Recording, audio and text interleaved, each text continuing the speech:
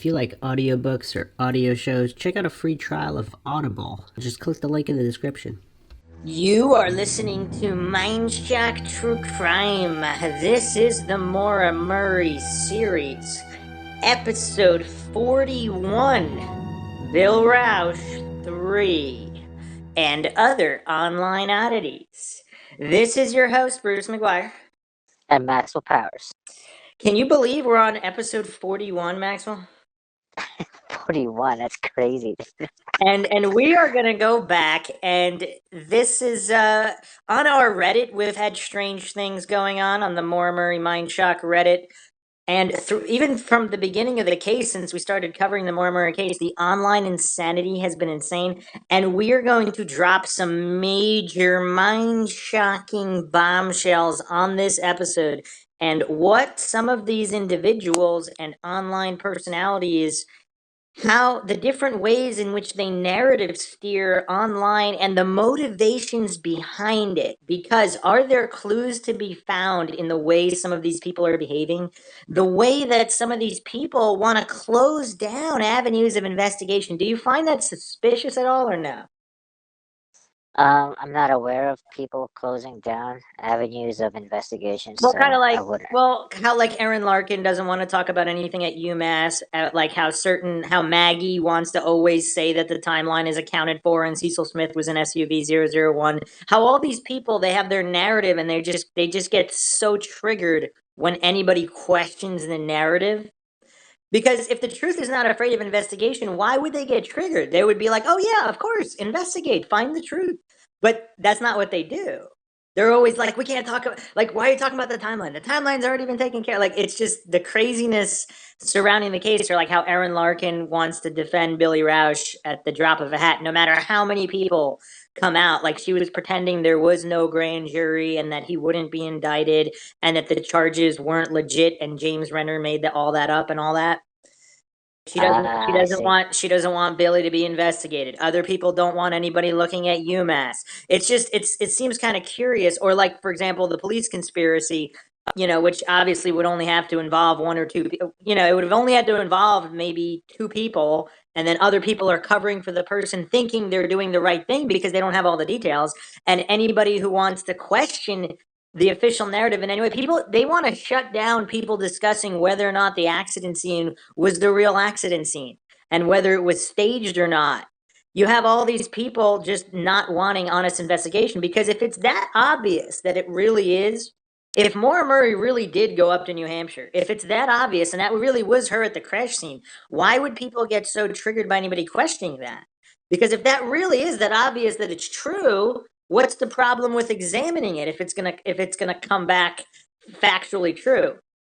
I see. So, as always, if you like the podcast, you can donate to our PayPal. Make sure you subscribe to the channel, hit the bell for notifications. If you like the podcast, hit the like button. Feel free to share it across social media platforms. Make sure you like and follow our Facebook page. We are going to be doing exclusive updates and releases on Facebook shortly as well. And you could also check us out Twitter, Reddit, and Patreon. And patrons do get priority in case requests.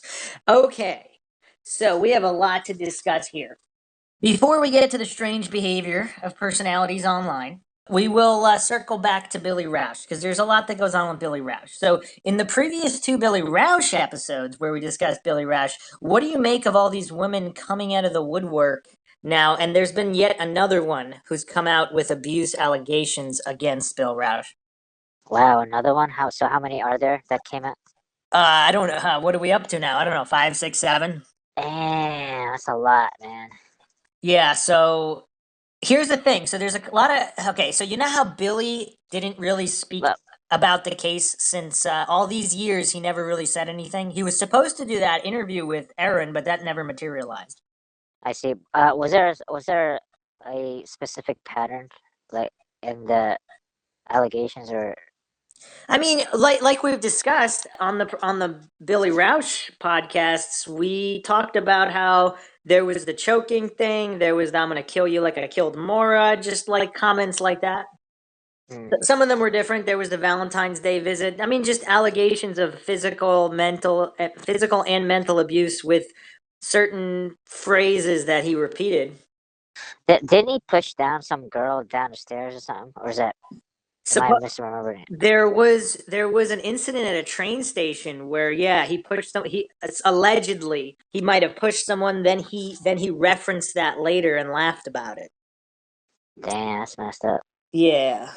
So a lot of different allegations. Now, as we discussed, is it out of the realm of possibility that someone is setting Billy up? Like if Billy pissed off the wrong person, did they pay off all these women? And did he know about Maura, which is why he paid off all these women to have similar stories to make it look legit? I mean, a lot of people might find that laughable, but as I've explained, Billy Rausch is a question mark because he definitely knows more than he's saying. I mean, that seems obvious with his phone call patterns, all those things, his unaccounted for whereabouts when he came to New Hampshire, and then he was all over Vermont and Maine, and nobody knew where he was part of the time. The West Point professor McDonald could have been with him for part of the time. That was his alibi. I don't know. And there's just all this strangeness. So was he looking for Maura? Was there someone else involved? Was he trying to save Maura because she told him what she had gotten involved with at UMass, whether it was a CI situation, whether or not there were some either crooked police or police cadets that were bad guys involved? We don't know what she got into, but if Billy was trying to save her and he realized it was a sensitive issue with either corrupt law enforcement or military personnel involved, or if there was some kind of CIA, FBI crossover, there was U.S. Marshal activity, DEA activity that happened to be going on in Haverhill. There's a lot of coincidences that night on February 9th, 2004. I don't think you said you didn't find it that coincidental, but there's an endless stack a mile high of coincidences that seem to have not gone on any other night except February 9th, 2004. Yeah. So anyway, if Billy's the good guy, and someone's setting him up. I mean, this is Mindshock. We have to go over every possibility. I'm not claiming that Billy Rausch is the bad guy, because if he's the good guy, that could explain some of the insane actions as well. If he's the bad guy and he's having someone else help him set her up, that's another possibility. We really don't know. James Renner, of course, alleges that Maura was running from the men in her life. So if Billy Rausch was abusive with Maura, if the abuse allegations are true, if they're true, and he also behaved that way with Maura, was Maura running from him? That's a possibility as well. We really don't know. And of course, this is Mindshock. The only thing we know for sure is that we don't know anything for sure. So pretending that a theory is true or not, that's just some of the silliness that goes on to this case.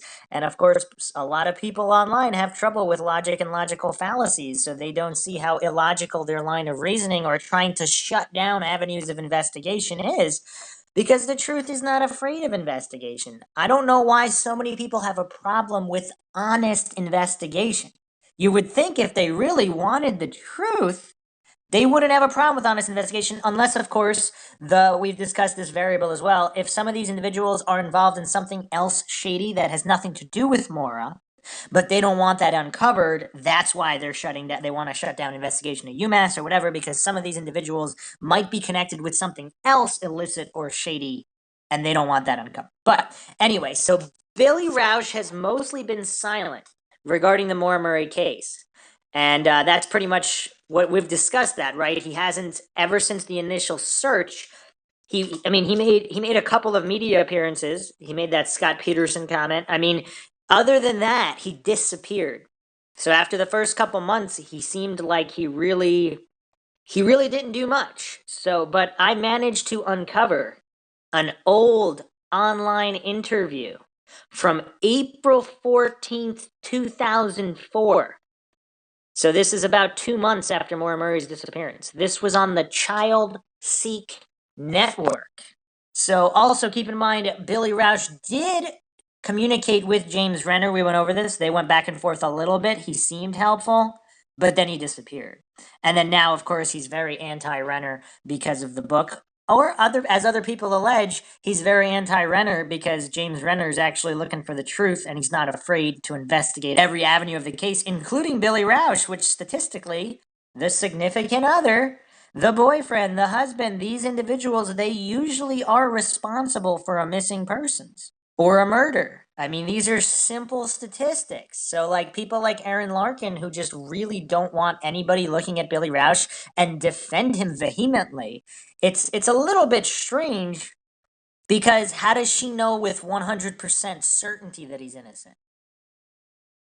I mean, even if she knows him personally, to just go out, obviously some people think that they were involved in some capacity or they worked together in some capacity. They're both from DC backgrounds, and we will be circling back to the Washington, DC strangeness in the case as well. But are you ready for this interview with Billy Rausch? Maxwell? Yeah, I'm ready. Let's go. Okay, so here it is. On February 9th, 2004, Maura Murray, a 21-year-old nursing student at the University of Massachusetts at Amherst, vanished in the northern New Hampshire wilderness. She had a minor car accident, and in the 10 minutes it took police to respond, she was gone. Police searched the area for days but found no obvious clues. There were no footprints. Okay, that's also disputed because there were. Whether they were hers or not, we don't know. And a search dog lost the scent on the road just yards from a car. And of course, there's the issue with the dog scent because the gloves might have been gloves she never wore, or a police officer's gloves. We really don't know much at all. This is one strange case. Her bank cards, credit cards, and cell phone have not been used since. That seems to be accurate. Bill Rausch, who is a second lieutenant in the Army and also Maura's boyfriend, flew from Oklahoma, where he is stationed, to help search for her. Bill is pictured above with Maura. He has since gone back to Oklahoma where he did an interview with the Child Seek Network. Below is that interview. Question. Bill, can you tell us about your relationship with Maura?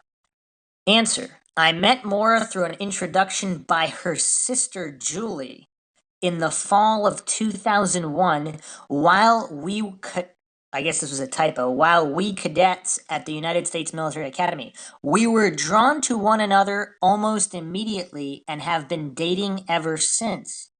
Well on her way to successfully completing the nursing program at UMass Amherst, we had planned to become engaged. The specific date was to be a surprise.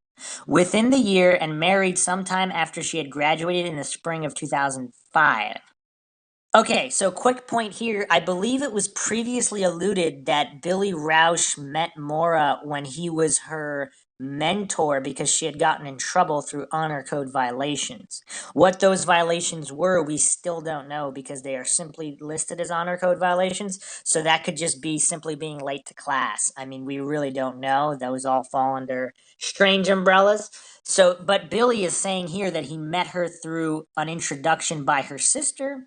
Also, supposedly Billy Rausch cheated on Maura with one of Julie's friends. So apparently he must have may or may not have known Julie when he first met Maura, but he seemed to have known Julie's friends, so he might have known Julie as well. I don't know. What do you think of that? You think he's being honest about that? I missed that part. Maxwell Army. Bill, in the interview, this has all been the same part. Billy said that he met Maura through her sister, an introduction by her sister Julie. However, it was previously alluded by other sources that Billy Rausch met her when he was her mentor because she had an honor code violations and he was supposed to be helping her. And obviously, it's against regulations for them to have been dating if he was the mentor helping her because of honor code violations. So in order to not make himself look bad, he might have said that he met Maura simply through Julie. Make sense? I see. Okay. You think he's Huh. lying about that or no? Man. That's crazy. It's suspicious, but Yes. Okay. At least finally something. Maxwell found something suspicious. Oh man, this is the first on Mindshock. wait, wait. What's my usual response? Usually you're like, no, I don't find that weird. All right. Next question. Most of the news reports say that Maura is a very responsible young lady, yet evidence suggests that she was planning on leaving school and going away somewhere without telling her family and friends. Do you think that the pressure of nursing school and life in general would drive Maura to leave without telling anyone? Answer. Although no one can speak for Maura, I can say that she was not only enjoying her current semester, which she expressed to me on several occasions, but also was excelling at the same time based on her Dean's List performance during the fall semester. I don't know if we ever got corroboration on her exact grades in the weeks prior to her going missing. So apparently she did go on she was on the dean's list during the fall semester. Also, Billy, I believe he's leaving out that entire credit card fraud charge, which of course we don't know exactly what happened there. There was a whole sting operation for a couple dozens worth of dollars, less than $100, and they used all this taxpayer money to put a sting operation together to catch someone who may have just been using a pass around credit card to order pizza if someone said that card was okay to use for that. So we really don't know. But anyway, in regard to leaving without mention to anyone, I can say with absolute certainty that she attempted to tell me via phone, but instead left a message expressing her desire to talk with me. The voicemail I'm referring to was left at 1 p.m. on Monday, the 9th of February, the day that she left. And based on our phone records, we have a joint account. The last two phone calls she made prior to her disappearance were to myself at the time mentioned above and to her dorm phone, which based on the duration was to check her messages, presumably to see if I had called. And this is all assuming she was the one in possession of her phone. Because on Saturday night, the night of the Hadley accident, apparently she left her phone at Sarah Alfieri's dorm, if that's where the party was. It could have also been at this other Phillip Street address, which we discussed in the previous episodes. And everything that had to do with the Vassy hit and run. So if you haven't checked that out, check out the previous episodes. So again, obviously, just because someone uses a phone to dial a number, that doesn't mean the person dialing is the owner of the phone, of course. Question: the area where Maura had her accident and where she was last seen was not searched for 2 days. What reason do law enforcement officials give for the delay in searching? Answer: the explanation from law enforcement officials in regard to the time between the car being found and the search being conducted was based on the fact that they were uncertain as to the severity of the issue, and in addition were awaiting contact from the owner-operator of the car. Question: some news story suggests that Maura had trouble at school. Do you think that this alleged trouble had anything to do with her going missing?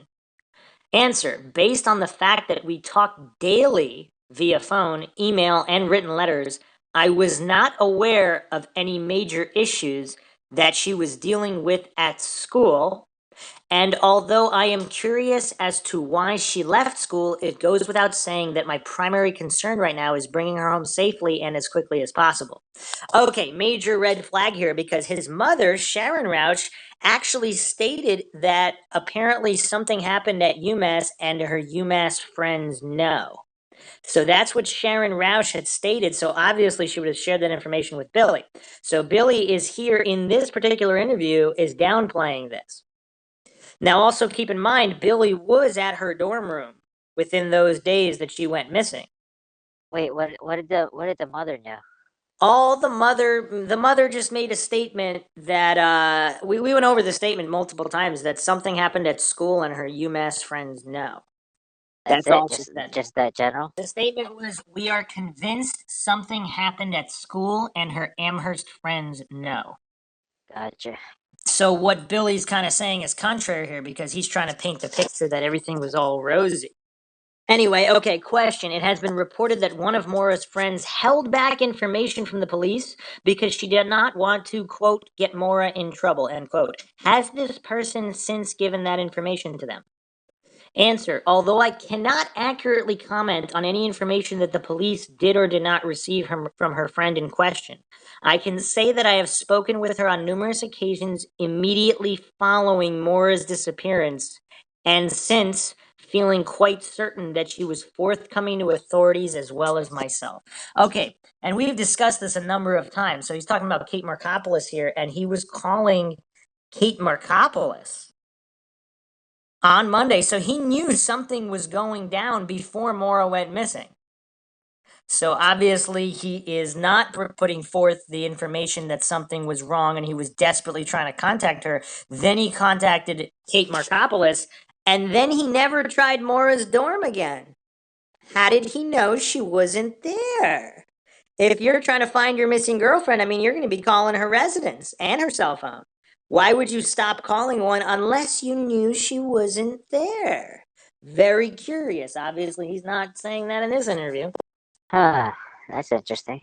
Question. Have law enforcement officials given you any idea of when they will consider that foul play may be involved instead of treating Maura's disappearance as voluntary? Answer. Although the police were quite adamant that Maura's disappearance was of her own accord initially, I can only hope that law enforcement officials are coming to the almost obvious conclusion that they were most certainly wrong in that assumption. With that being said, I know that they have yet to officially categorize Maura's case as a criminal investigation based on a lack of evidence, which would provoke a change of status. In regard to any such evidence, I am hoping that it was not overlooked, discarded, or destroyed during the initial stages of the investigation while the authorities were mistakenly treating the situation as a missing persons case. For example, the car in which Maura was driving at the time of the accident was released by the authorities within 4 days and had never been checked for fingerprints. Okay, now that's quite stunning, especially, okay, if you really haven't checked out our previous podcast episodes on the staged accident, the earlier accident, all of the weird goings on that night in Haverhill, New Hampshire, you have to check those out because how did they know it was Maura that was driving the vehicle? It seemed like she either had an earlier altercation with police or police were investigating the Patrick Vassy hit and run and they knew about Maura Murray already. So they already had Fred Murray's vehicle flagged as well as having be a bolo out for Maura Murray or some kind of just private information exchanged where they were already looking for Maura. They already had her license. She was in this, like they somehow knew all this information about her before she ever showed up in Haverhill because they were already looking for her. How else could you explain any of this strangeness? Now, that could lead one to believe that they didn't check the car for fingerprints on purpose. What did they know? If the accident was staged, where we discussed all this with the Franzia wine and all of the inconsistencies, the unreleased photographs from that night, and just the very strange response of just a simple DUI walkaway. It's also interesting because Strelzin had said in the press conference from all of the from the house search back in spring, this has been a criminal investigation since day one. So obviously that's a lie if they refused, if they just were treating it as a standing missing persons case, which if you go back through all the documentation, it seems they have. And that's what Billy is saying in this interview. That they didn't even consider foul play and they were just treating Maura's disappearance as voluntary. They were also pushing the suicide angle early on. And then you have Jeff Strelzin contradicting this just this past spring 2019 and saying it was criminal since day one. What do you make of all this obfuscation, if not flat out lying, Maxwell? I forget who Strelson is. The district attorney, the assistant district attorney, the Okay. one who refused to give Fred Murray most of the files when he was suing the state. Gotcha. He said there was a 70 or 75% chance of conviction. This is what he's saying. And then, of course, but they were saying she was suicidal at the beginning. So why would there have been a chance of conviction? It's also strange, right? Nothing adds up. So, of course, they didn't even check the car for fingerprints. Why wouldn't they check for fingerprints if it was a criminal investigation since day one? Strelzin's got some explaining to do. All right, let's continue. Question. There have been several young ladies disappeared recently. Some get lots of national media coverage while some do not. Does it anger you that Maura has not gotten the same attention as others? Okay, that's been an interesting point that people have brought up online. Compared to other missing persons cases, now obviously they have whatever is phrased as missing white woman syndrome or whatever. Anytime it's some, obviously minorities are not treated the same in the media most of the time. Some of the time they are, most of the time they're not, especially in the past. So it would seem that Maura Murray is, this would be a candidate for some primetime coverage. And of course, America's Most Wanted did not do the story on Maura Murray. And it seems like there have been some serious, like in other cases, the police are pleading the public for tips. And then here the police are kind of, I don't know. There's just a lot of strangeness with the investigation and law enforcement in this case that many people have noticed. Okay. So I think they're referring to Brianna Maitland, which we did a Mindshock episode on that as well. You can check that out. That's also a very strange case. Billy Rausch's answer here: Maura's entire family, as well as her countless friends and myself, want to bring Maura home as soon as possible. We are also aware that any and all media coverage would be helpful in doing precisely that. And yet he refused to publicly appear and speak and advocate for her.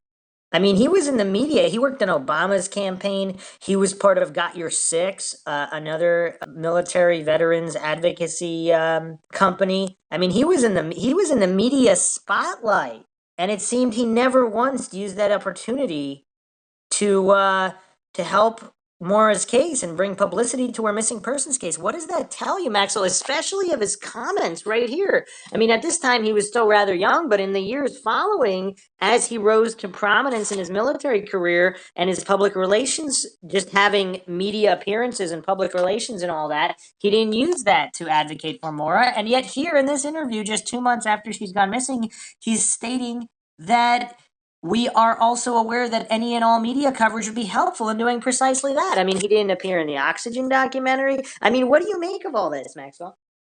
I really don't know.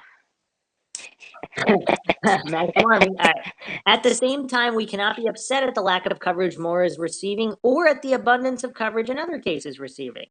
Ideally, situations such as this would be picked up by all media outlets. However, in Maura's case, I believe that the authorities' unwillingness to admit their incorrect assumption of her disappearing of her own accord, as well as any further action to categorize this as a criminal investigation, has left the media wary to run the story. I think it is logical to assume that no media source wants to run a story involving plausible criminal activity only to find out that the opposite was in fact the case. Yeah, but simply running it as a missing persons case, which may or may not have criminal action involved, I mean, what's wrong with that? I mean, but anyway. And as long as the authorities refuse to accept the obvious and in turn publicize the facts of the case, I feel the media will continually be hesitant to run with the story. Question: the family has hired a private investigator to help find Maura. Have you considered other options such as psychics? Answer: to involve additional assistance such as a psychic, I personally cannot fathom how that could be of help. So I guess Billy Rausch doesn't believe in psychics. Question: have any of the national news media programs such as the Today Show, Good Morning America, etc., contacted you about putting Maura's story on? Have you contacted any of them about that possibility? Answer: Maura's family, as well as my own family, have been in contact as well as communication with several national news media programs.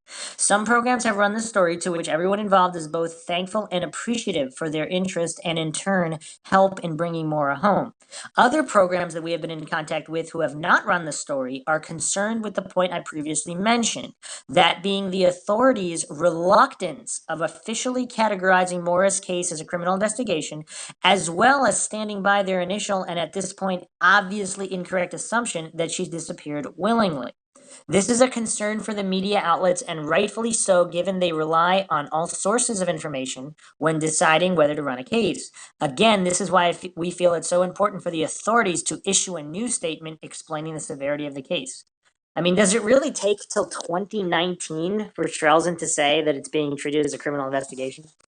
Bizarre. Question: is there anything that Child Seek can do for you or Maura's family? Answer: the fact that we are having this interview gives great comfort and hope for everyone who loves Maura and in turn wants to bring her home. From day one, it has been apparent that the more Maura's photo as well as her story reaches the public, the more likely it makes the possibility that Maura will come back to us.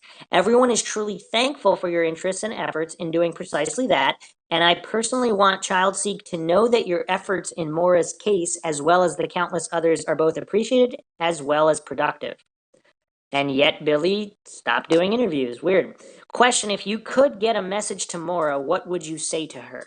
Answer: if Maura could hear me now, I would reassure her of what she already knows, that I love her and that I am not giving up, so neither should she. She knows as well as anyone how strong-willed and determined she is, and she should know that everyone who loves her is just as determined and focused on bringing her home as anyone could possibly be. And yet, why did he stop advocating for her, especially when he got bigger platforms to do so? No answers, Maxwell? No answers? What do you mean stop advocating for? What do you mean? Well, I just Like, explained that previously, and we went over this on many podcasts. Billy Rausch became a spokesperson for the military. He was part of the Got Your Six campaign, speaking out for veterans. He was on the news many times with many different public relations issues, military issues. And he never used any of his platforms to say, oh, by the way, my girlfriend, Maura Murray, went missing X years ago. If anybody has any information, or here's the case, he never once mentioned that. As far as anybody knows, nobody can bring anything up from the past 10 oh years. yeah, oh yeah, I remember. I It remember was now. only Yeah. it was only recently where James Renner started digging up some of these allegations, where he went on Twitter and just started attacking James Renner instead of actually, and saying supposedly there was supposed to be that sit down with Aaron Larkin, and that never even happened, never materialized.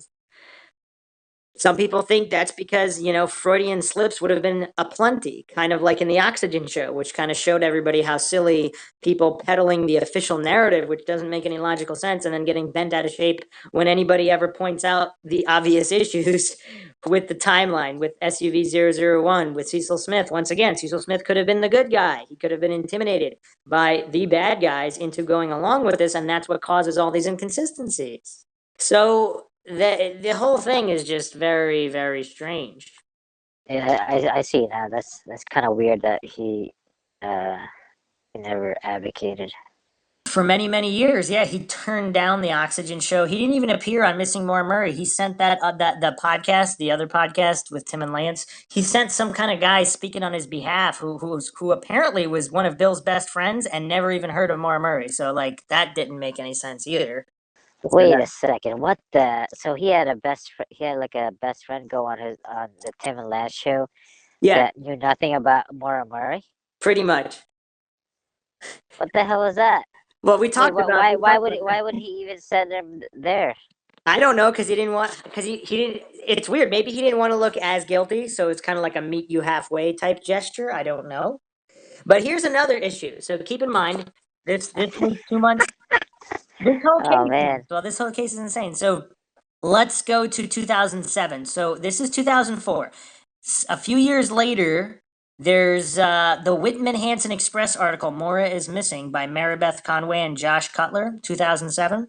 Here's an interesting passage. Around 2:30 a.m., Maura told friends she was heading home to her dorm room. Instead, she got into her father's car and drove towards his motel. While driving along Route 9 in Hadley, Maura slammed into a guardrail, causing about $8,000 worth of damage to the Toyota.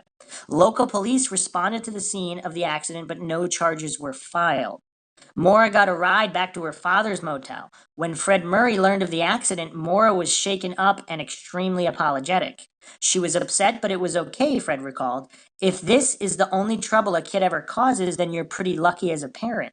At 4:49 on Sunday morning, a little while after the accident, Maura called her boyfriend, Billy Rausch, on her father's cell phone. Billy consoled her over the phone, though he would later say he thought there was more than just the accident on Maura's mind. And then, of course, Sharon Rausch told the Caledonian Record, February 27, 2007, we are convinced something happened at school, and her Amherst friends know. Okay, so once again, this all contradicts what Billy said, where there were no issues, everything is hunky-dory, and Maura was perfectly happy, and there were no issues at school. So that completely contradicts that in this interview. So what's going on here? Maxwell, do you find Billy Rausch trustworthy? It's it's, not- it's shady the way he acts. But I always said this, like when he was interviewed in that first media thing. He came across like really friendly, but I don't know. I guess a lot of yeah. I don't know. I don't know what to think. Is that going to go on your mug? I don't know what to think. Yeah. Yeah, that's a good one. I like that one. Yeah, it's a pretty good one. All right, so let's go to the recent allegations against Bill Rausch. So on Friday, October 18th, 2019, James Renner posted this on his blog. Another woman comes forward alleging years of abuse by Bill Rausch and strange attacks where he used Maura Murray's name. What? Yes, and he posted this information. March 2019, I contacted Bill Rausch via WhatsApp and officially break off our relationship. Bill Rausch is deployed and in Somalia.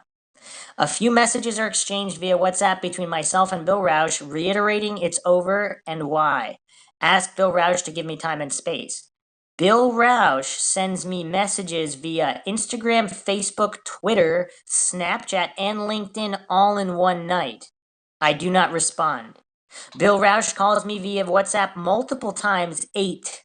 All go unanswered by me. He leaves a couple of voicemails and he also calls me a couple of times from an unknown number. These also go unanswered by me and a voicemail is left from Bill Rausch. So James Renner posted a detailed list of this witness, the information they provided. 8:58 a.m. missed voicemail call, 11:24, 11:27, 11:39, 11:45, 12:56 p.m., 1:20 p.m., 6:28 p.m. Does this eerily remind you of what's going on with Bill Rausch's crazy phone activity when Maura went missing in the days? That's an interesting connection. That's crazy.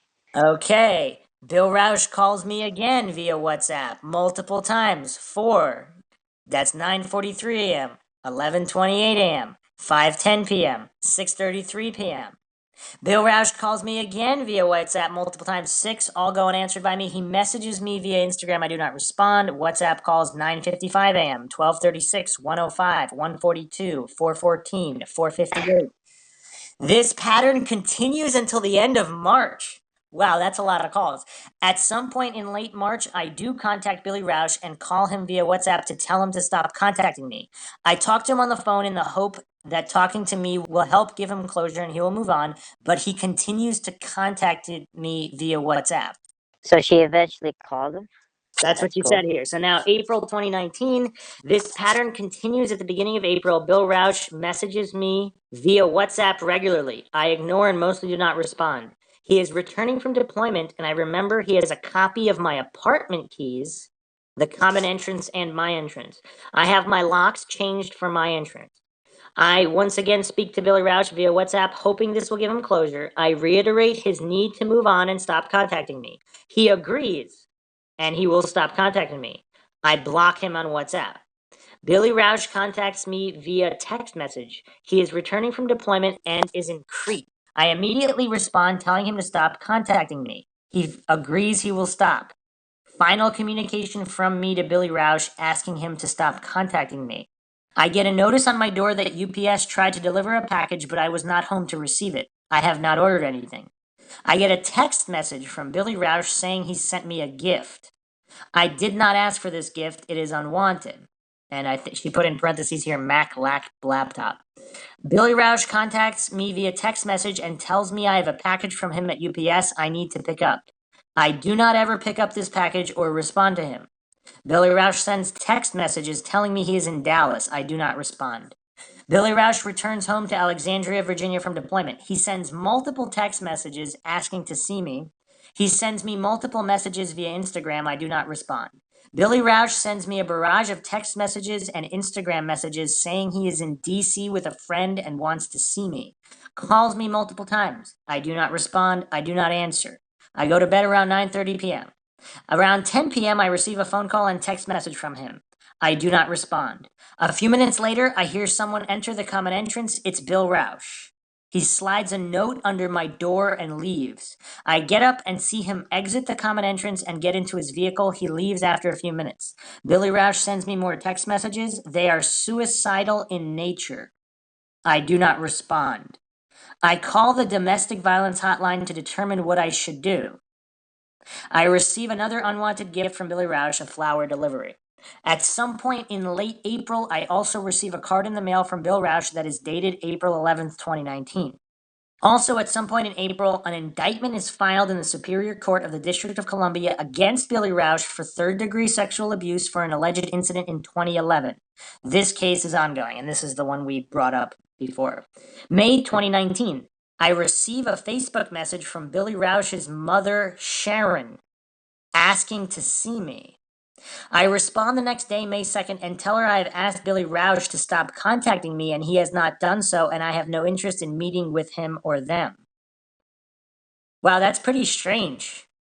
Do you think Sharon Rausch knows exactly what happened with Bill Rausch and a lot of these allegations and possibly more? That's Or do you think she's a good mom and Billy Rausch just lied to her and enlisted her into trying to help him get this woman to contact him by giving his mother false information, which is the reason she agreed to do it? oh man, that would be disturbing And if we're she does talking, we're that. talking, we're talking May 2019 here. This is recent. It's a few months ago.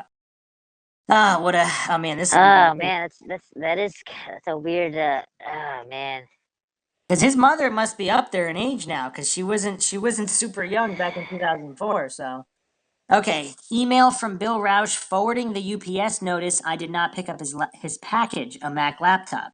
Instagram message from Billy Rausch saying he mailed me my apartment keys. I do not respond. I never received these keys. Billy Rausch sends me a text message. I do not respond. Billy Rausch sends me a message via Instagram. I do not respond.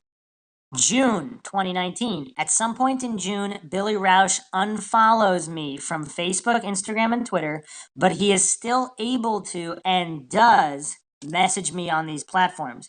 Prior to his unfollowing me, he likes nearly every picture and post he has not previously liked. So I receive over the 24 notifications from him, and so does my sister.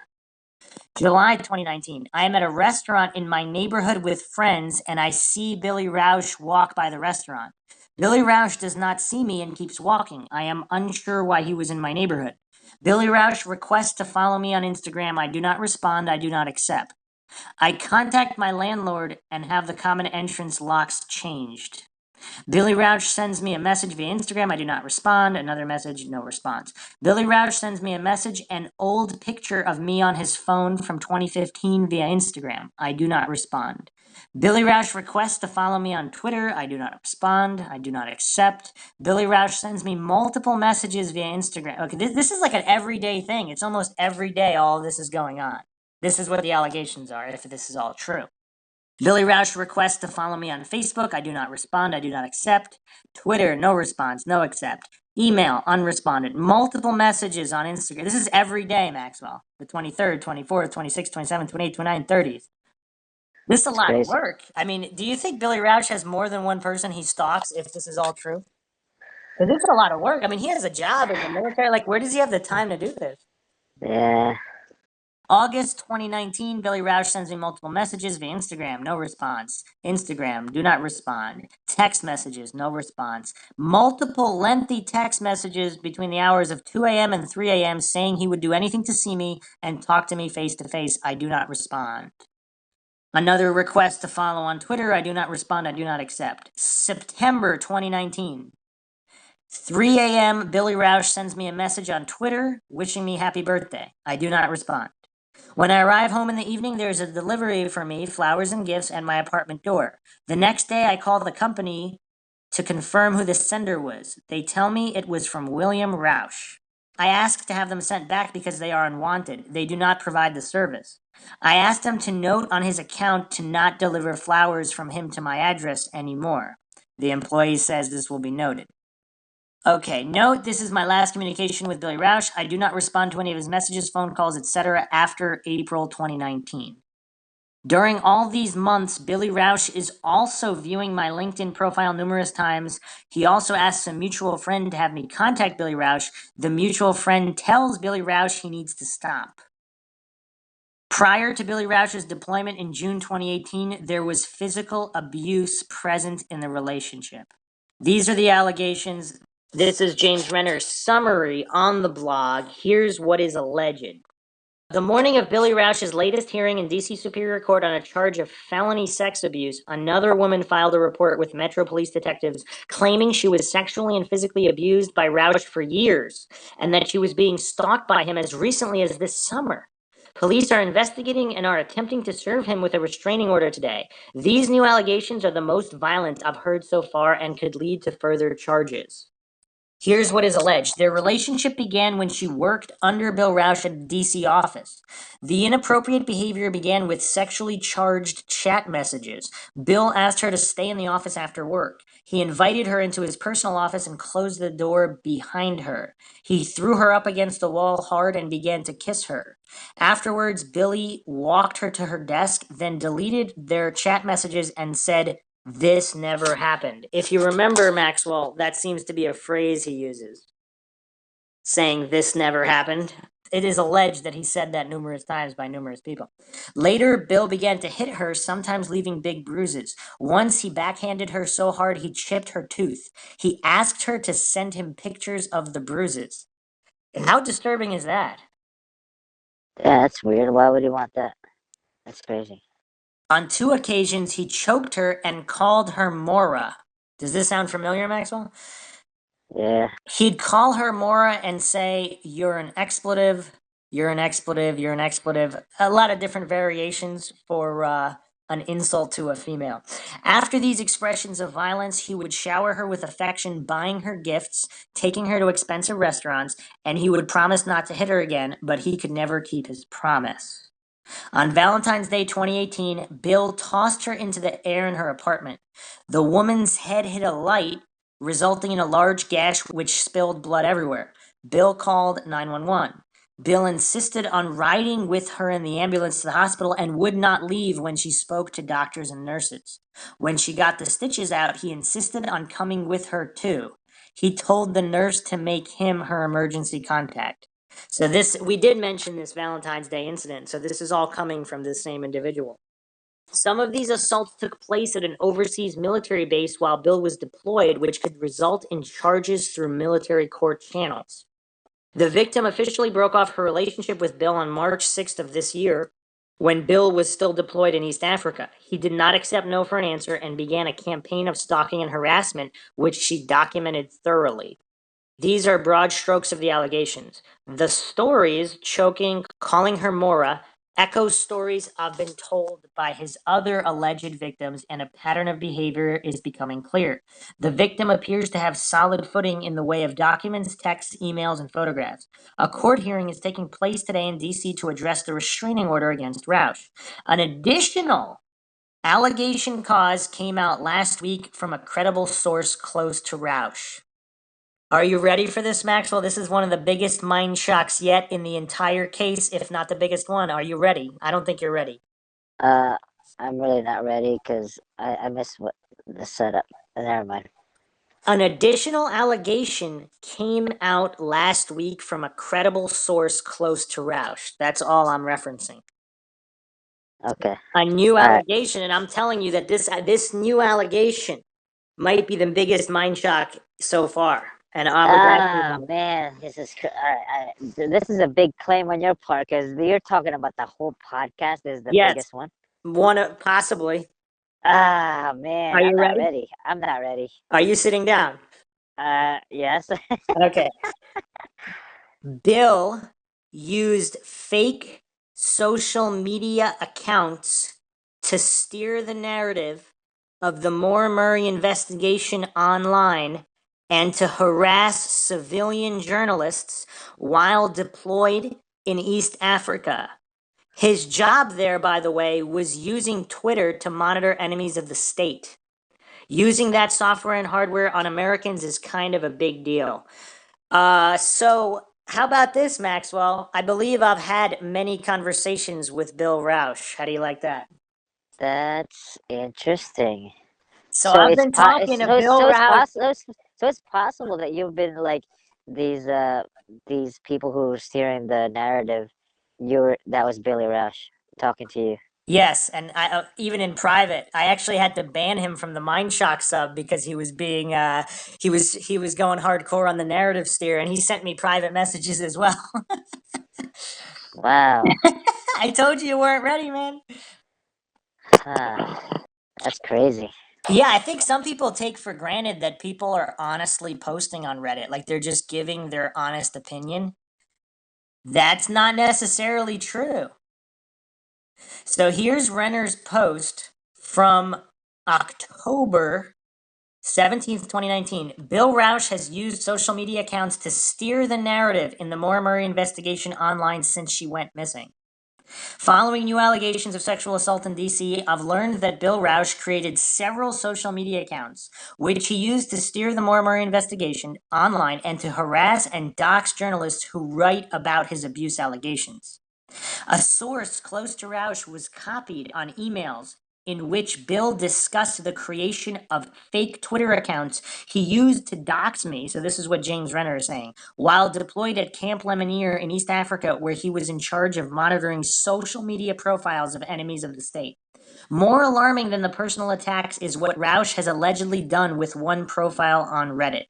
Using the name DS_Joe_Friday, Rausch commented on various posts about his girlfriend Maura's disappearance, at times trying to shape a narrative to explain away her disappearance. Under a post, The Boyfriend Theory, in which a Redditor lists the obsessive phone calls Bill was making to Maura in the days leading up to her disappearance, Rausch writes, a general observation without any negative feelings, thoughts towards any individual, this thread is insane. Given the number of assumptions, statements without fact, and over-the-top theories that are layered upon layers of nonsense, I don't know whether to laugh or cry. Serious question. By a show of hands, how many people on this thread believe the moon landings were fake?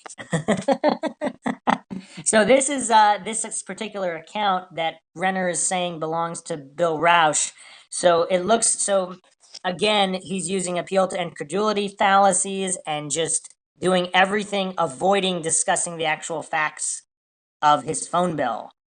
So he's trying to divert attention from it. He repeatedly says the grand jury that investigated Rausch's first sexual assault case did not exist and was a deliberate fabrication while he knew his former business had been subpoenaed for records.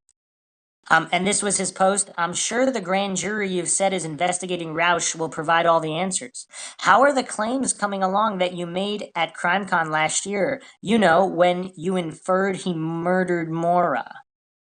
That's kind of interesting. Some of these messages seem very emotionally charged, wouldn't you say? Yeah. I haven't seen anyone hate on JR in this thread. Only question his assumptions, theories, and accusations. A debate worth having. Speaking of which, what's up with the grand jury JR said was going to charge BR with some sort of crime? How long should we wait before putting that in the hashtag fake news bucket? So that's kind of funny because he's delaying that there was I guess he's denying that there was a grand jury and that Billy Rausch was to be charged. Because now that he's charged, what now? What now, Maxwell? Yeah. Under the fake name, he suggests a reason that Maura may have fled UMass that had nothing to do with an obsessive boyfriend or family issues. I'm not new to this case, but I am new to Reddit. I used to comment on some of the blogs a while ago and quit after my comments were being screened by different bloggers. I guess he's talking about James Renner here. I've been trying to understand why Maura Murray left school. There are few facts that paint an incomplete picture, but it's clear she wanted to get away, possibly take a break. Is it possible that Maura was bullied? Could that be the reason she left school? Bullying wasn't as mainstream a topic in 2004 like it is today. The first theory by police was that she might harm herself. Was that because they knew she had been bullied at school? A serious theory to the group. What are the odds Maura ran away from school to harm herself because she was being bullied? I don't have a lot of facts to support this theory other than something was happening that made her leave school. Being bullied with no end in sight would certainly be reason to take a break. Normally, I would want more evidence to suggest a theory. However, given how fast and loose everyone plays it on this thread, I thought I'd join the club. Thoughts, theories, welcome. So is this a case of him mix and matching truth? Because in the interview that we went over at the beginning of this podcast, he's saying everything was excellent at school and he talked to her daily. And now, is he just trying to obfuscate and get everyone away from looking at him by posting such a theory about bullying at school? Yeah. He admits to commenting under aliases on forums about Maura since the time of her disappearance. Someone responded to his previous thread on bullying. Hey, Joe, are you the incomparable Joe M? Nah, I don't think bullying was an issue here. He responds, I'm me. I remember when Maura Murray was in the news back in 2004, and I've commented on blogs in the past under the same name. How long have you been following the case? Agree that she likely wasn't bullied. However, given the number of theories on Reddit that are fantastical at best, I thought it was worth discussing something that is at least possible. So he's pretending to know what is or isn't possible. Is that because he knows what happened? So he knows what is or isn't possible?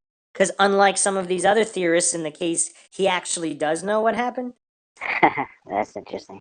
Are you freaked out yet, Maxwell? Man, it's kind of yeah. The plot's gonna thicken even more before this podcast is out. Just giving you another warning. There's gonna be more. Okay. At times he belittles himself in order to discount theories that he had anything to do with her disappearance. So you think there was the search with police, family, and friends while Bill did his own search and stayed in his own hotel miles and miles away? Iffy?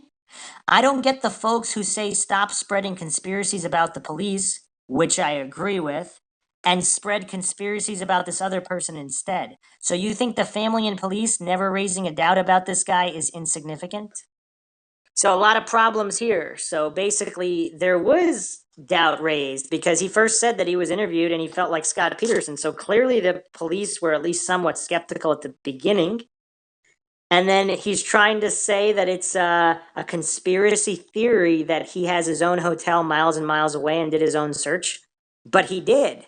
We have the roaming information from his phone. He was in Vermont, Maine, all these other places away from the crash site. So that's not a conspiracy theory, unless someone else stole his phone. But he wasn't at the search in person. I mean, we have videos from that time period, and it's Maura's family that are there in the immediate area searching, not Bill. Another post is this: beat the guy up all you want, but the fact is that he and Fred did a lot of interviews after Maura Murray went missing. Say he did an interview and answered those questions, would you be satisfied? I'd bet money the guy doesn't think he needs to clear his name. No one directly involved in the case, including law enforcement, Maura Murray's family, etc., have ever suggested his name needs to be cleared. He could be the biggest bum on the planet, but the guy was a time zone and thousands of miles away. Then he showed up with his fam and hers, and they searched for her. If he did something bad right under the noses of the police, his fam and hers, and got away with it, he committed the crime of the century. I don't think the guy is that smart, and he's definitely not lucky given the number of Reddit feeds about him. All right. Do you find this weird, Maxwell? Because is he trying to rub it in everyone's face that he did something to Maura, got away with it, and then almost boasting and bragging, mixing in some self-deprecation here just to make it seem legit, and he's getting a kick out of being on Reddit? Or he really is the good guy, has no idea what happened to her, but has severe mental issues, and some of these allegations against him might be true, and he's just mentally disturbed, possibly maybe because of what happened to Maura and maybe not being able to save her. I mean, these are all real questions, right, Maxwell? Yeah. From what I just read on the Reddit post, I mean, it just comes off so weird to me. If this really is Bill Rausch, he's being self-deprecating, but he's also saying if he really did it, he committed the crime of the century, almost like a pat on the back if that's what he did, right? Yeah, I can see that. It's weird. And then so someone responds to him, whomever did it clearly pulled off the crime of the century. 14 years and not a trace of evidence to point any direction. If you're asking me who do I think could be capable of doing something like this and cleanly get away with it, probably not the local dirtbag. I'd lean more toward the guy with the possible motive and the connections to clean up the job, just my opinion. Here is DS Joe Friday's response.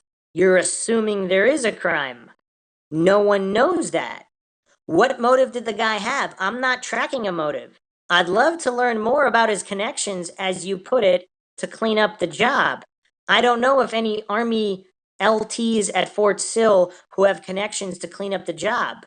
Granted, I don't even know what that means. Beat the guy up all day, but when law enforcement and the family isn't questioning the guy's motives, he's likely not the guy you're looking for, in my opinion.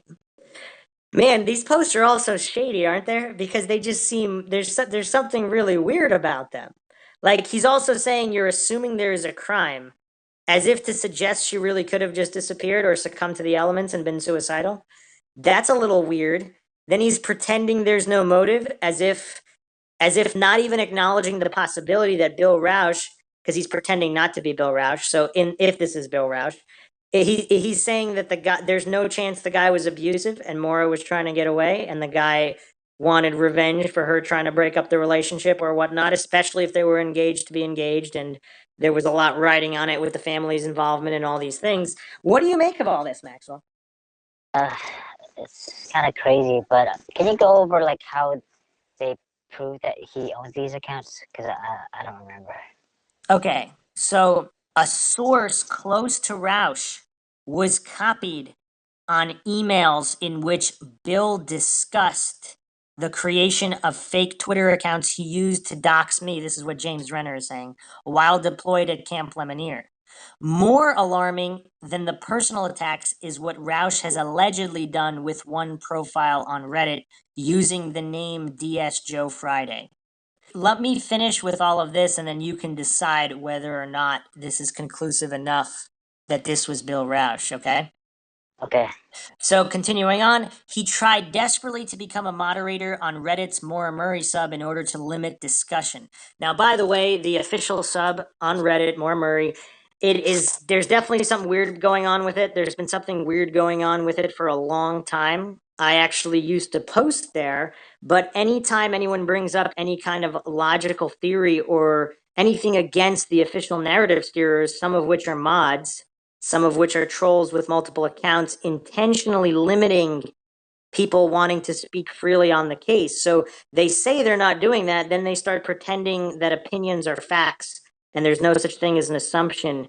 And everybody just needs to take on blind faith as gospel truth, the official narrative. Anyone who actually wants to utilize logic, reason, critical thinking, they attack like crazy, and there's a free allowance to attack any users who question the official narrative or want to actually think critically. And then anytime there's a response in kind to these trolls and attackers, the mods put the kibosh on the person being logical and advocating critical thinking. So some people believe the entire sub is controlled and that certain individuals are moderators that will never allow certain aspects of the case to be discussed, and that's why they allow free reign to shut down these avenues of conversations. That's the whole reason I had to create the Maura Murray Mindshock subreddit, where free speech is actually allowed and people aren't pretending that opinions are facts and everything is free to be discussed. I believe John Smith was banned from the Maura Murray sub, and many other excellent longtime posters who realized something is off about the case, particularly online activity in the case. Those people were all banned for just simply asking logical questions. So it almost seems like that sub exists solely for the purpose of narrative steering. And there are some good posters in there, and every now and then there's some logical posts slipping through the cracks, but it's mostly a controlled sub. And longtime online posters have realized that and recognized that, so they're posting elsewhere. But anyway, so apparently DS Joe Friday tried to become a moderator on Reddit's Maura Murray sub in order to limit discussion. And here's his post. I'm happy to moderate if you need someone to step in and help. I would enforce the rules governing this community professionally and without prejudice. Which is actually quite laughable once I get Yeah, what he that's tried to crazy. do. It's quite laughable what he tried to do on the Mindshock sub as well. And then he kept making posts. I'd be happy to be a moderator. I'm happy to help you moderate. So and this one was under post Aaron Larkin under investigation for menacing by stalking, posted by James Renner. And this is the thread that Joe Friday is stalking and saying, I'm happy to help you moderate. He's trying to really shut that down. Then he accuses James Renner of murdering Maura. We can find out where James met Maura. There may be CCTV footage of them talking.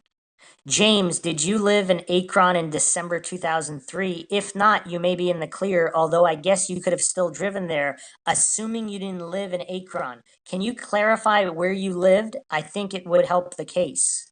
So this is what DS Joe Friday is posting, trying to make it look like James Renner could have met Maura or knew Maura before she even went missing. What do you think about that, Maxwell? That's a big leap. And well, also DS Joe Friday, he just had this whole fake persona about him, which same thing on the main Maura Murray sub. Everybody kind of tries to act innocent and pretend they're the ones being bullied or whatnot. This was a huge issue on the Maura Murray Mindshock as well, where people pretended that calling an assumption a fact is bullying, and that people like Clint Harding and some of these other posters, which just randomly attack anybody asking logical questions, and while they insult Maura Murray and Maura's family, and then the moderators all allow this and then come into the defense of people like Clint Harding. And like, because I've explained to Clint in online exchanges multiple times, because he doesn't understand the difference between assumption and a fact. He thinks someone saying something is automatically true, is just true gospel, because he was saying that Maura was suicidal, her family said so or whatnot. So we're supposed to believe second or third hand accounts of distraught family members. Maybe they did really say that, but that doesn't make it an irrefutable fact that Maura went up to New Hampshire to commit suicide. Even if what the distraught family members might have thought Maura was suicidal, but how does that prove that she actually was? And Clint just, I don't know if he's really that illogical or his English comprehension is just really not very good, or he's faking and pretending like this GS Joe Friday guy. Because if they're just playing stupid to narrative steer, I mean, that would explain it, because there's this whole culture on the main Maura Murray sub where people are doing this endlessly. The moderators are doing it. They're all pretending they're pretending people are being uncivil when they're simply calling out facts and logic, but that goes against the official narrative steerers. So DS Joe Friday did this like crazy, and then he tried to act all innocent. So he's accusing, like, it was very, very bizarre. And then of course he got all triggered when he got banned from the Maura Murray Mindshock as well, because he was just, it's almost like the whole reason I had to make the sub private is because all of these troll posters with multiple accounts, some of which were moderators at the Maura Murray sub, and they make other subs, they make joke subs making fun of Maura Murray and her family. They're making fun of missing people and victims, and all they do is post just hate. It's just really messed up. It's against Reddit rules. I mean, I know they've been reported multiple times. I don't know if they're still operating or whatnot. I mean, there's some people that just really hate John Smith. They really hate James Renner. And as is always the case with looking for truth, you have to look at the people that are hated the most, because maybe they're saying things which certain people don't want said. And if you believe in an honest investigation for the truth, once again, the truth is not afraid of investigation. So what's the problem with investigating different avenues in the case?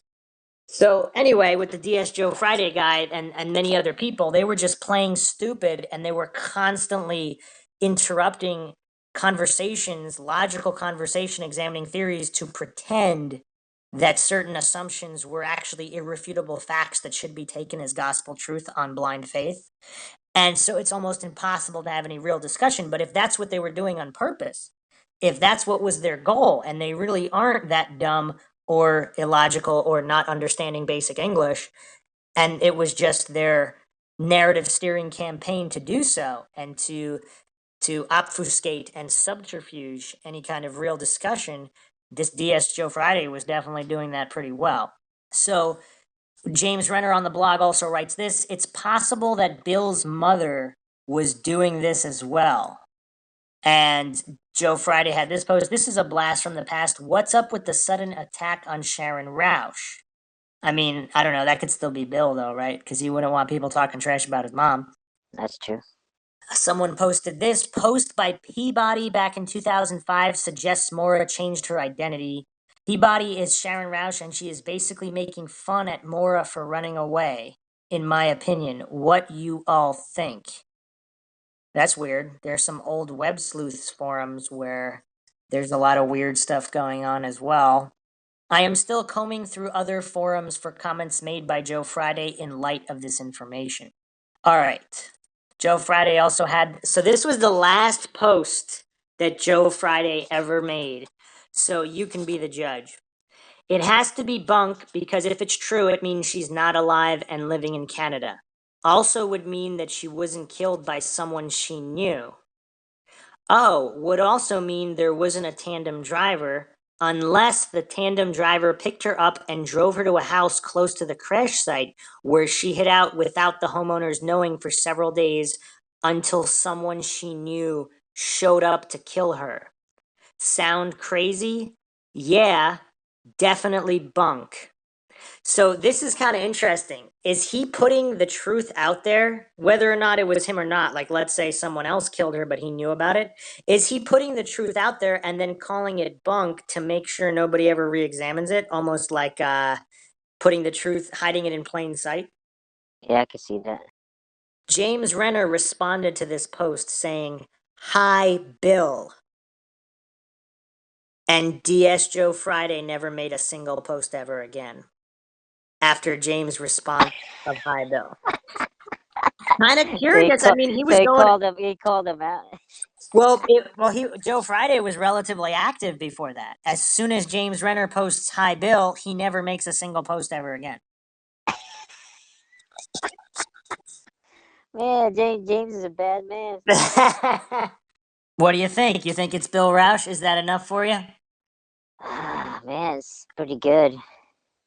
Yes, it's pretty good. I mean, well, the copy of that email, so that's probably the biggest thing. Yeah, it's pretty crazy. I mean, again, like I've said since the beginning, it seems like John Smith and James Renner are some of the only honest individuals in this whole case.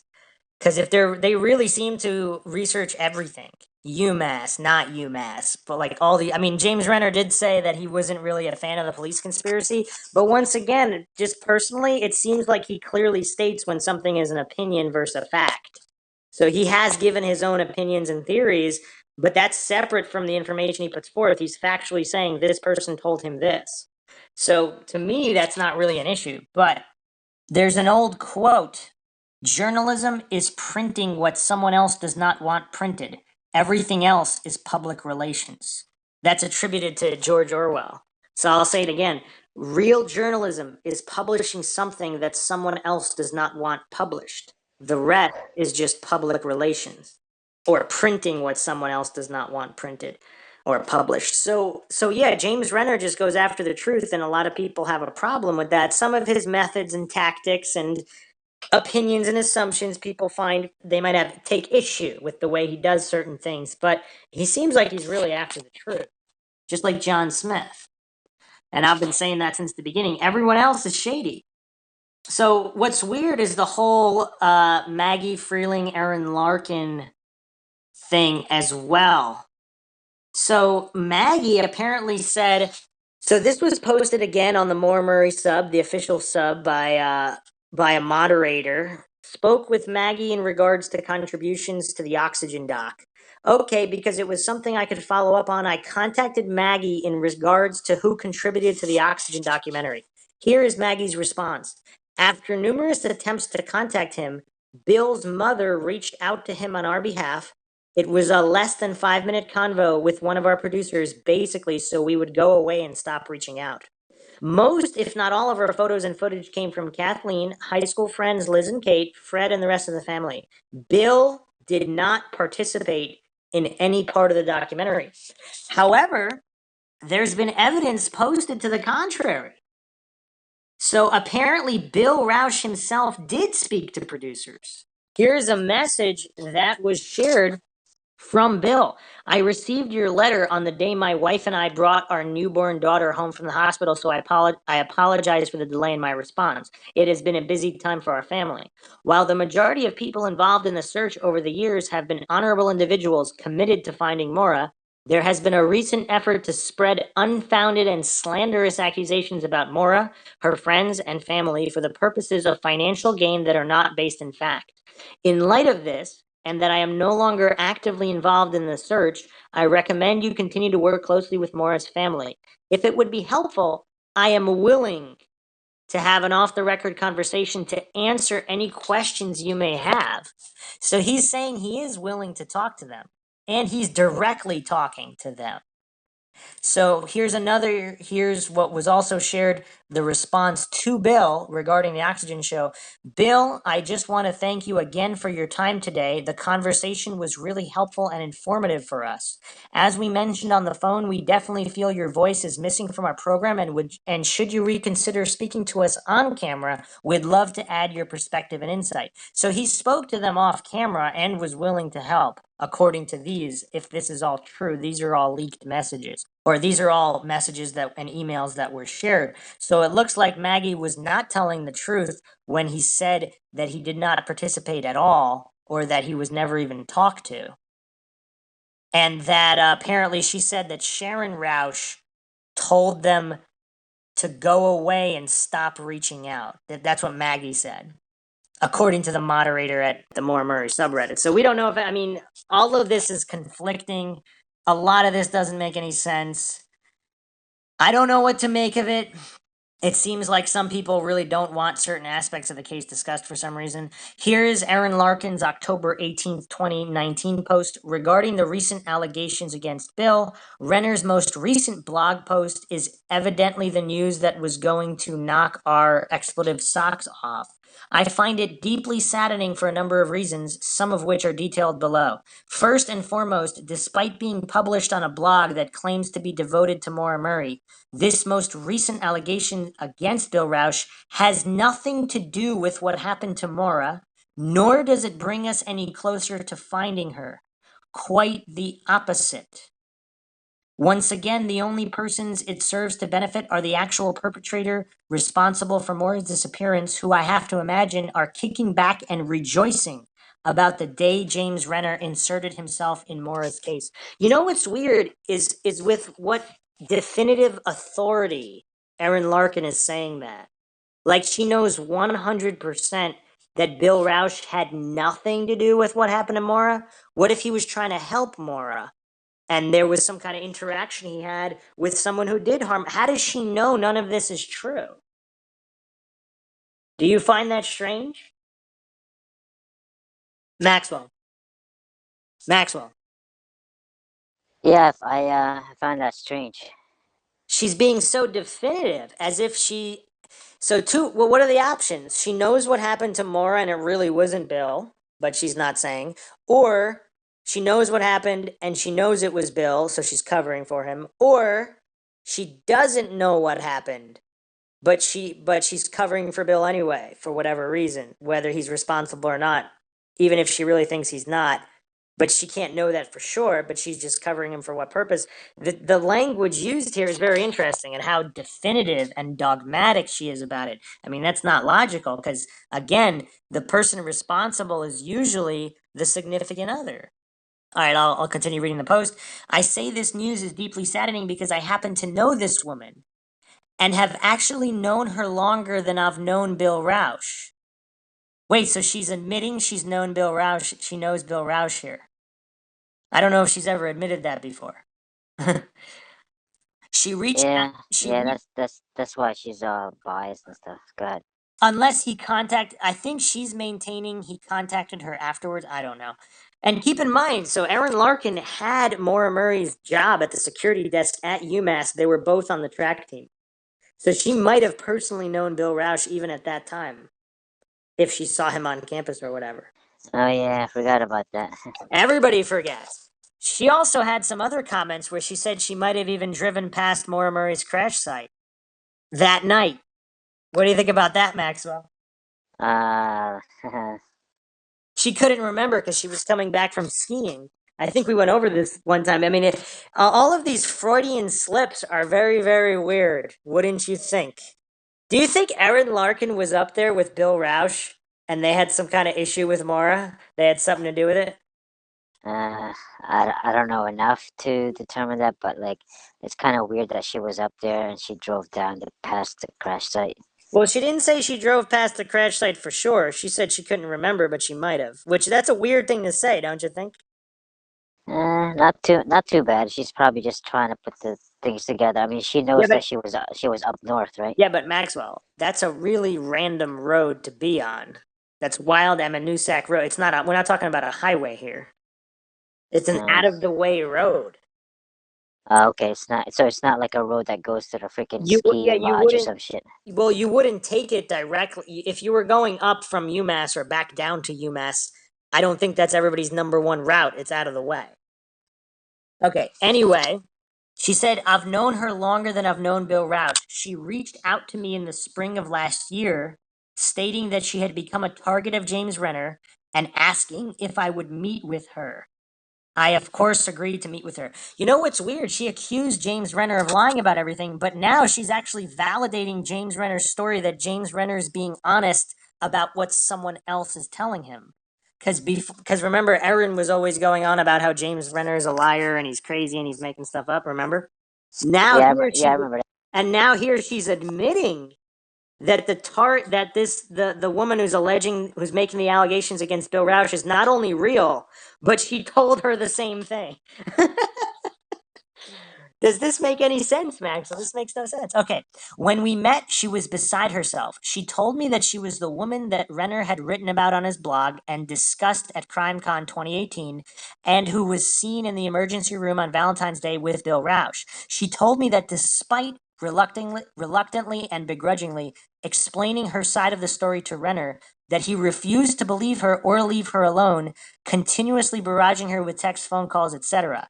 She then told me her version of what happened to Valentine's Day. According to her, she slipped and fell and hit her head. Does that seem shady, Maxwell? I don't know. She hit her head bad enough to require a trip to the ER for stitches, and Bill, whom she described as a good friend, showed up for moral support.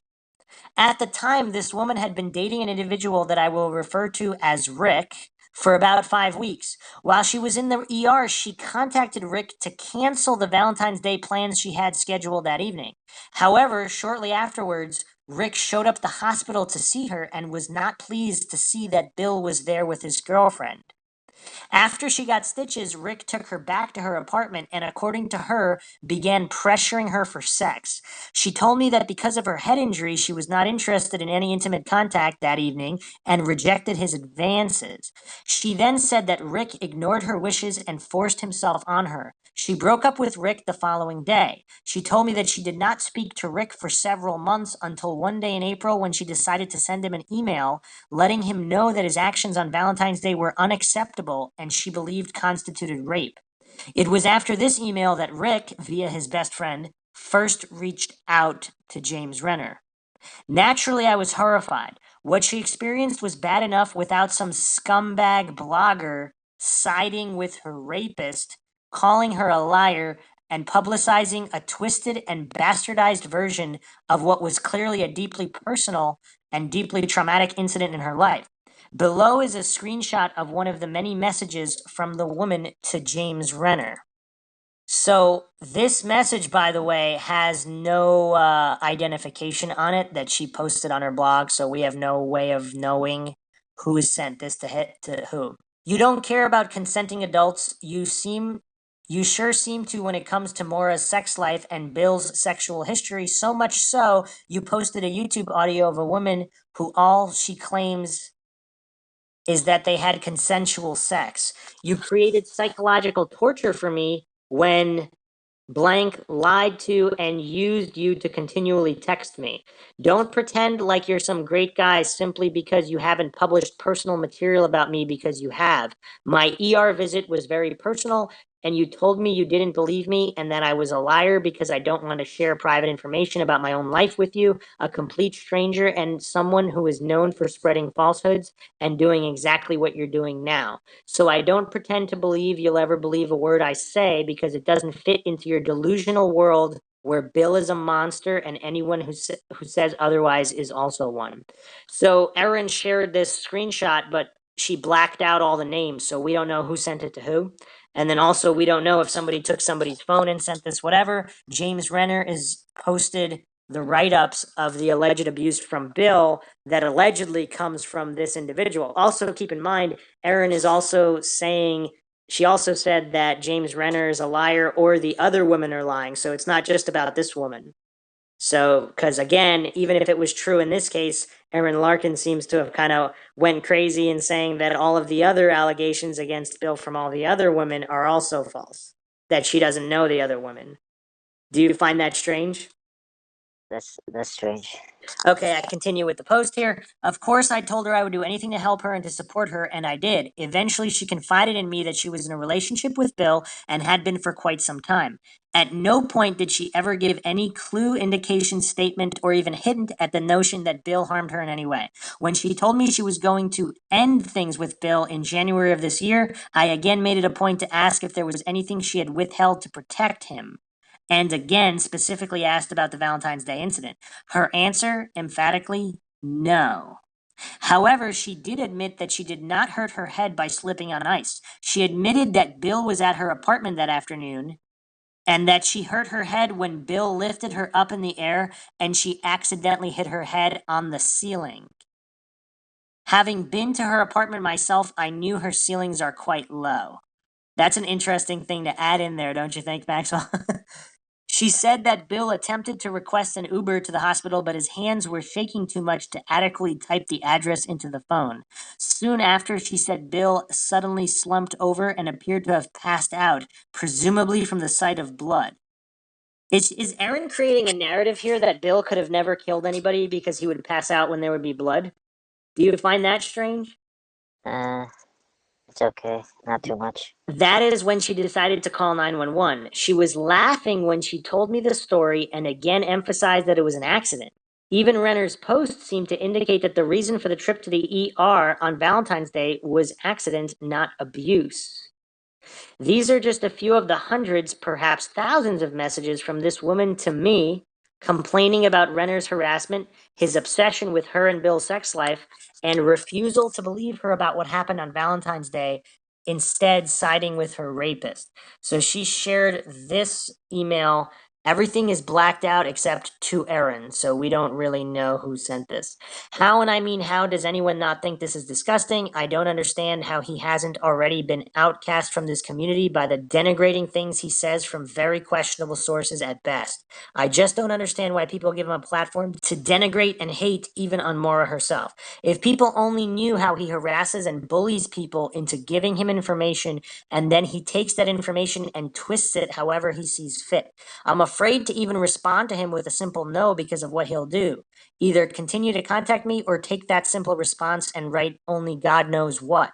But I think I've come to the conclusion I don't care if he bothers me or what he writes. I have nothing to hide and have done nothing wrong, especially as it relates to the case.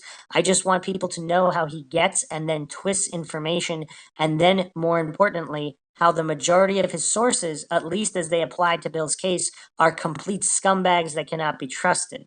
I do believe if he's going to stalk people about their past and present lives in order to prove their character, I think it's only fair someone do the same to him since it goes towards his credibility as well. I'm just so sick of his behavior and the fact that I've just lost sleep because of this guy. And every time my doorbell rings, my heart races because I'm terrified it's him. It's just so absurd, and I want him as exposed for the disgusting human being he is. I'm just ready to do something about all this. He shouldn't be allowed to control the narrative on so many people's lives. Does this sound like it's written by Aaron Maxwell? What would you say? Hmm. I don't know. I don't really know.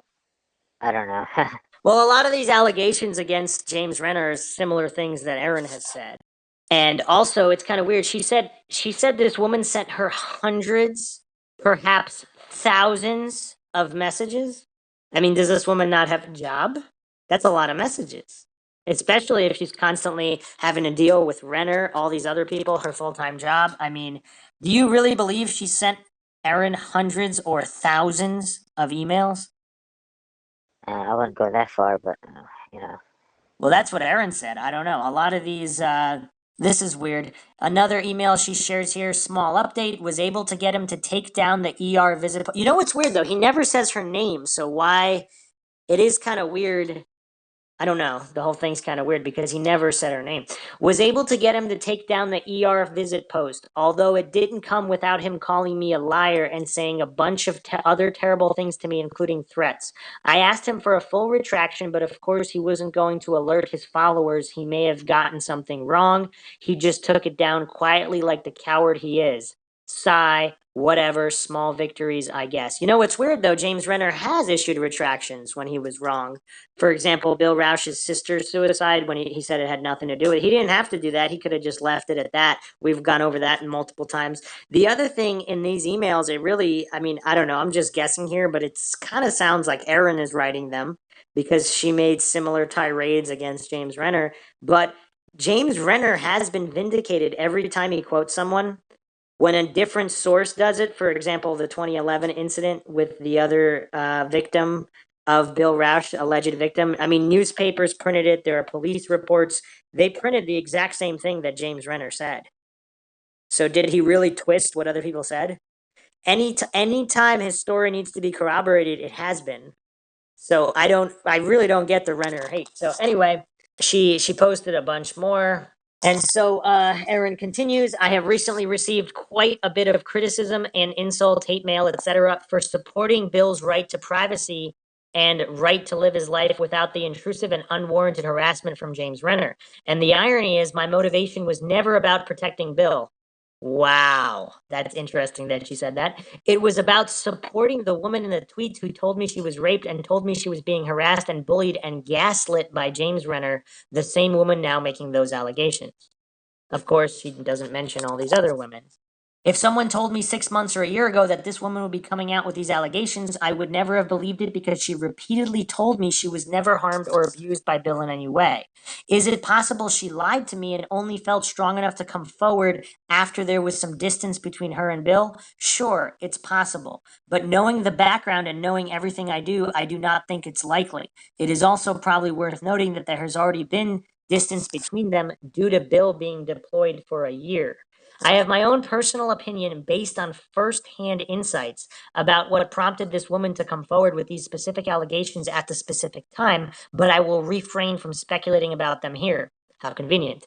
However, if nothing else, what these messages and literally hundreds or thousands more should demonstrate is that she understood exactly what she was doing when she chose to contact Renner, which notably she did before she went to the police. Knowing everything that I know, what this recent allegation proves to me is that James Renner has a unique ability to exploit vulnerable individuals, evidently especially women, to promote his agenda without thinking twice about the negative consequences it may ultimately have on that person. Additionally, it proves his propensity to use very questionable sources, many of which come to him with ulterior motives and with a full knowledge and awareness that he lacks any shred of decency, integrity, or discretion. You know what's interesting though? The audio that James Renner released, those are not his words. Those are the words of the alleged victims. So unless Aaron is saying that he paid those people and they didn't really say what they said, I mean, I'm not sure what Aaron is alleging here, but she is backing and defending Bill against anything because she's constantly saying there's no chance or whatever. It's not even worthy of investigation. I mean, if you're doing an honest investigation, once again, wouldn't you investigate the significant other? She's also, this whole post by her is quite strange. So yeah, and this is all just the tip of the iceberg relating the strangeness in the case, but yeah, it's very very bizarre. So what do you think of all this with Billy Rausch? Is he making all these fake profiles online to steer the narrative? Is Aaron Larkin involved in this narrative steer? And the plot's going to thicken even more. I mean, there's other individuals involved in this case with shady backgrounds and how certain people defend some of these people. It's all, I mean, are there clues here? It's all very telling. Do these people know what happened? I don't know. What do you think, Maxwell? It's crazy, mind shocking. But I, I was about to say like, what if we're like the well, we can't because we put together all the pieces. Now I was thinking maybe someone would post like maybe Mindshock is like the steerer, but we can't because we cover everything. Yeah, again, the truth's not afraid of investigation. People say like, yeah, it's just if you're putting logic at the forefront and not taking anything on blind faith, I mean, you got to do. I mean, this is investigation 101. Why do certain people have such problems with questions being asked? Like I said, Cecil Smith could be the good guy. Bill Rausch could be the good guy. but saying that you're not even going to investigate certain avenues and shutting down avenues of investigation, that seems telling to people with an agenda. Because if your agenda is only the truth, then it seems like people wouldn't be behaving this way or getting triggered by the specific things they're getting triggered by. But anyway, we hope you enjoyed another edition of Mindshock True Crime in the Maura Murray case. Mind-shocking revelations and plenty more to come. If you like the podcast, you can donate to our PayPal. Just check the link in the description. Make sure you subscribe to the channel. If you like the podcast, hit the like button. Feel free to share it across social media platforms. Any questions, comments, theories, leave them in the comments section. You could also check us out on Facebook, Reddit, Twitter, and Patreon. This is Bruce McGuire signing off. And Master Powers. We'll catch you guys next time.